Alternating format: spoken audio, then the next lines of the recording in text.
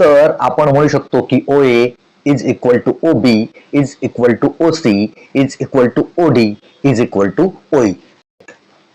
So all these points are equidistant from a fixed point O. हे जे सगळे points आहेत ते काय आहेत? O ह्या एका पॉइंट पासून एका फिक्स डिस्टन्स वर आहेत.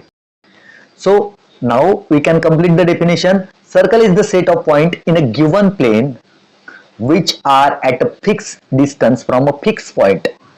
तर ही झाली सर्कलची डेफिनेशन.